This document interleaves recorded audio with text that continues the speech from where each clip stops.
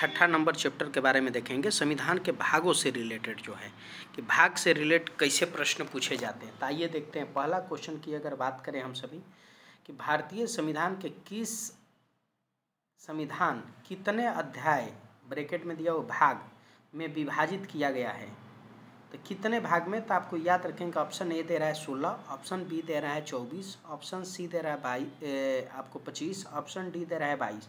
तो 22 भागों में क्या है कि विभाजित है। उसके बाद आइए देखते हैं प्रश्न की यहाँ पर जो दूसरा नंबर प्रश्न की अगर हम बात करें कि दूसरा नंबर प्रश्न को देखिए, विशेष करके ध्यान रखना है कि अगर दूसरा नंबर प्रश्न की अगर हम बात करें तो दूसरा नंबर में क्या है कि संविधान के किस भाग में संविधान संशोधन की प्रक्रिया का उल्लेख है। तो आपको उल्लेख की अगर बात करेगा तो ऑप्शन ए दिया हुआ है भाग 3, ऑप्शन बी दिया हुआ है भाग 4, ऑप्शन सी दिया हुआ है भाग 20। भाग 20 में क्या है कि उल्लेख है कि संविधान संशोधन की जो प्रक्रिया संबंधित भाग किसमें दिया हुआ है, तो आपको याद रखेंगे कि भाग 20 में। तो अब आइए तीसरा नंबर प्रश्न को देखिए। संविधान के किस भाग में पंचायती राज व्यवस्था संबंधित प्रावधान दिए गए हैं। किससे संबंधित, तो पंचायती राज संबंधित प्रावधान दिए गए हैं किस भाग में, तो भाग 9 में दिए गए हैं। ऑप्शन ए क्या होगा कि सही होगा। ऑप्शन बी कहता है कि आपको भाग 6, ऑप्शन सी कहता है भाग 3, ऑप्शन डी कहता है 4 के। ये नहीं, आपको ध्यान रखेंगे कि भाग 9 में दिया गया।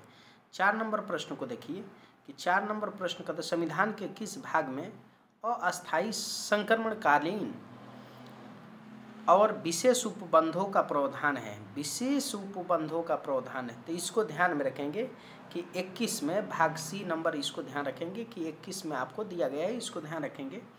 5 नंबर प्रश्न की अगर हम बात करें तो 5 नंबर प्रश्न की अगर हम बात करें हमारे संविधान के किस भाग में 3 सोपानों में पंचायतें बनाने की परिकल्पना की गई। पंचायतों के 3 सोपानों में पंचायतों की क्या बनाने की परिकल्पना किया गया, तो इसको ध्यान रखेंगे। तो आपको 5 नंबर प्रश्न की अगर बात है तो 9 नंबर में ऑप्शन ए भाग नंबर 9 आपको याद रखेंगे। ठीक है, अब आइए आगे देखते हैं। 6 नंबर प्रश्न की देखिए बात अगर हम करते हैं, सॉरी थोड़ा सीरियल कलम यहाँ गड़बड़ा गया है तो इसको देख लेना है कि 6 नंबर अगर प्रश्न की अगर बात करें निम्नलिखित में से संविधान का कौन सा भाग न्यायपालिकाओं से संबंधित है। न्यायपालिकाओं से संबंधित ऑप्शन ए आपको 5 नंबर याद रखेंगे, ऑप्शन डी आपको क्या है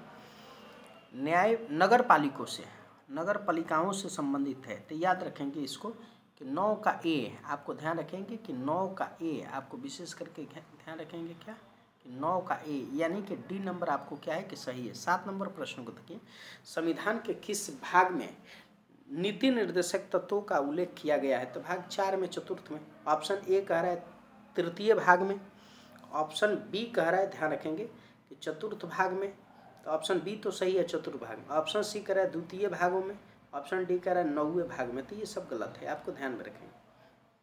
भारतीय संविधान के भाग 1 में निम्नलिखित में से किसका वर्णन है, तो भाग 1 आप जानते हैं कि संघ एवं राज्य क्षेत्र से है, तो ऑप्शन ए सही होगा। नागरिकता संबंधी किस में है, तो भाग 2 में है, तो इसको ध्यान रखेंगे कि भाग 2 में है। मूल अधिकार 3 में है और राज्य के नीति निर्देशक तत्व 4 में है।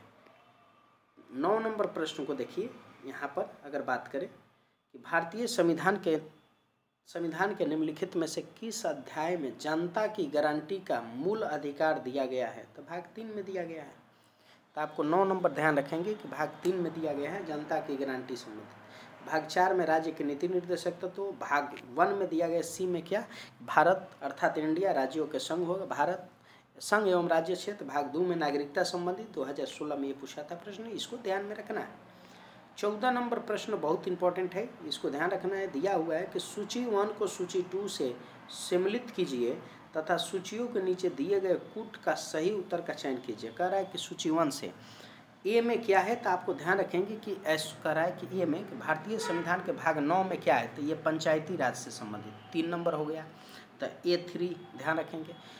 बी में कह रहा है कि भाग 8 में क्या है, भाग 8 में क्या है, तो भाग 8 में क्या है, तो इसको विशेष करके ध्यान रखेंगे कि भाग 8 की अगर हम बात करें तो भाग 8 में आप देख रहे हैं संघ क्षेत्र की बात करता है, किसमें, तो ए नंबर भाग 8 में क्या है, तो B1 की बात यहाँ पे ए है। ठीक है, उसके बाद देख रहे हैं कि भाग, यहाँ पर देख रहे हैं भाग 4 के ए में, तो आप जानते हैं कि भाग 4 के ए में क्या है, फंडामेंटल ड्यूटी संबंधित है, तो ये मूल कर्तव्य इसमें गया। उसके बाद 9 के, भारतीय संविधान के 9 के ए में क्या है, तो आप जानते हैं नगर पालिकों से संबंधित है, तो दू गया, तो D2 हो गया, D2। उसके बाद से इसको आपको ध्यान रखेंगे कि आपके मूल कर्तव्य जो है कि आपको क्या है कि C4 हो गया, तो 3, 1, 2, 4 और 2 जिसमें होगा, तो ये नंबर ये क्या है कि सही है। ऐसा ही हम लोग सॉल्व करते हुए, बहुत ही इंपॉर्टेंट है, इसको ध्यान में रखना है विशेष करके। चलिए, जय हिंद।